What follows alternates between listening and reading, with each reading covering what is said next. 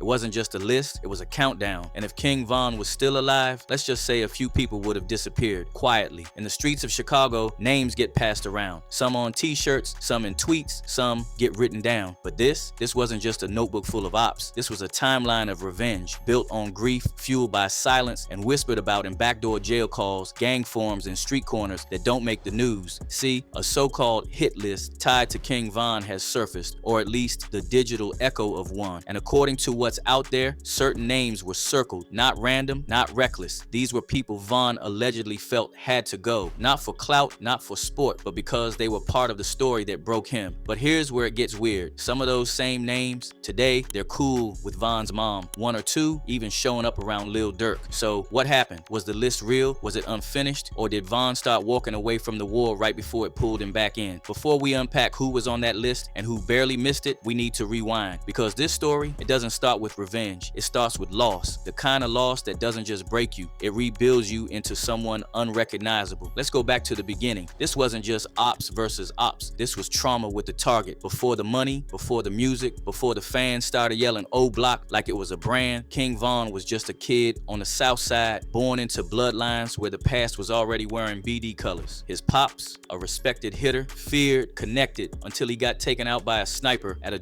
deal gone sideways. Von was just 11, and in a city like Chicago, losing your father that early doesn't just make you vulnerable, it makes you cold. By 13, Von had jumped into the same life his father never left. Same set, same enemies, same outcome on the table. Parkway Gardens, the place he called home, wasn't always called O Block. That name came after O.D. Perry, one of the original BDs, got killed on August 10th, 2011. One bullet through the neck, one moment that changed the block forever. They named it after him because they weren't letting that go. Von felt that. See, what most people don't understand is this. Every name Von allegedly targeted was tied to a name he'd already lost. This wasn't drill music revenge. It was mourning with a mission. First it was O.D., then Platoon, killed right outside O Block, then Sheroyd, shot in the head across the street, then White White, Von's best friend, murdered right in front of him while Von stood there helpless. Police saw it, Von lived it. After that, the Von people knew, didn't come back. He didn't just want to hurt his enemies. He wanted to balance a scale only he could see, and that's when the list began. Not on paper, in his head, written in rage, sealed with grief. Section 3, when loss turns into logic. Have you ever seen so many of your people on t-shirts? You stop crying and start plotting? That's what happened to Von. First it was O.D. Perry, the name that turned Parkway Gardens into O Block. O.D.'s death wasn't just a tragedy, it was a trigger. The entire block changed after that. So did Von. Then came Platoon, real name Edward Riley, shot right outside the block. He wasn't known for catching bodies, but he was Von's guy. And when you're that close to someone like O.D., being friendly is enough to get you dropped. Then it got personal. White White, real name Tony Dunn. Von didn't just know him. That was his best friend, his twin on the block, his mirror, and Von was right there when it happened. Front row to the bullet that changed everything. A man walked up and shot White White in the back. Von saw it, the police saw it, the shooter fired at them too. That wasn't a drill moment, that was a core memory branded in blood. From that point on, Von wasn't just reacting, he was processing grief as assignments, and the list began to grow. J Money, killed in 2013, allegedly had multiple bodies and was Von's close ally. He was the kind of name that kept their enemies up at night. When he dropped, Von turned up. Chino, a street favorite, family to O Block BJ, gone in 2016. Sometimes the death that hurts ain't the loudest, it's the quiet ones that make killers restless. Then came T. Roy, not just Von's boy, his blood and everything but DNA. They moved like twins on a mission. When T. Roy got dropped walking into a store, that was the last straw.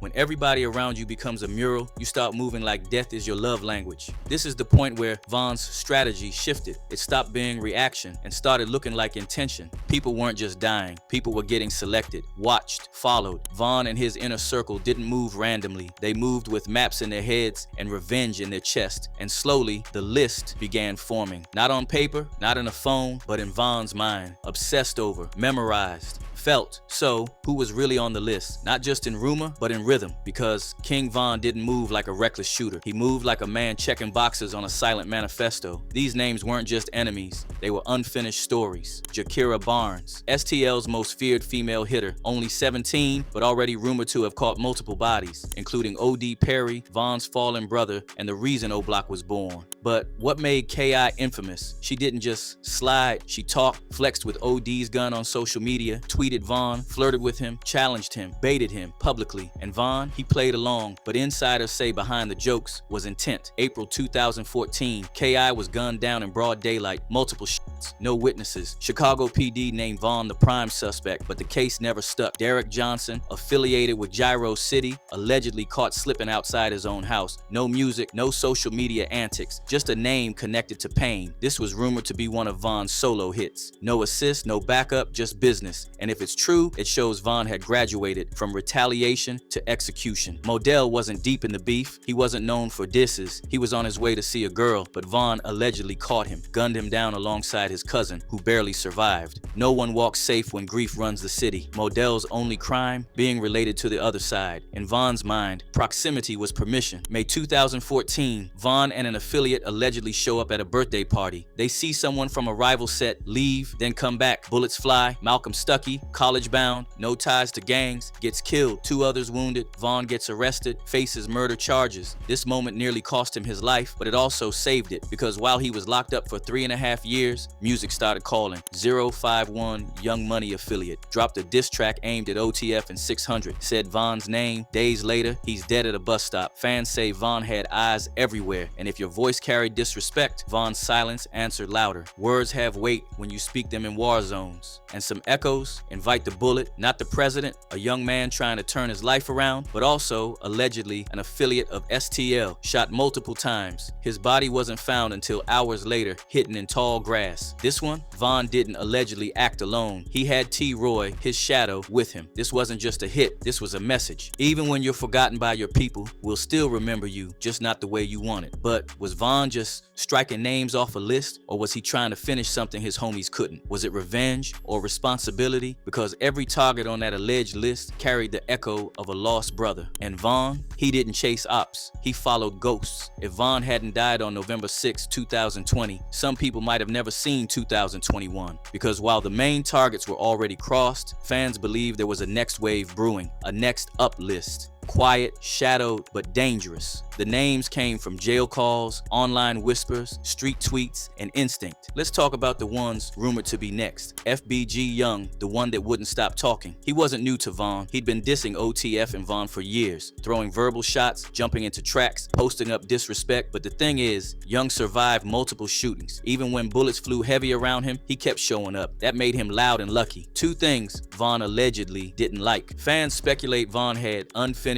business, and FBG Young's name was still loud enough to be heard in death. Billionaire black, influence over firepower. Billionaire wasn't known for catching bodies, but his mouth was deadly. He had presence, following, and he didn't hesitate to mock Von, even after his death. Posted memes, threw shade, kept Von's name buzzing in disrespectful circles. And sometimes, influence is more dangerous than a weapon, because words build walls between peace and payback. Von may not have needed to fear him, but he might have wanted him silenced. Melly wasn't just feared, he was calculated, cold, and unpredictable. People say Melly was the type to smile before he struck. And Von respected him. They were never close, but their names danced in the same conversations.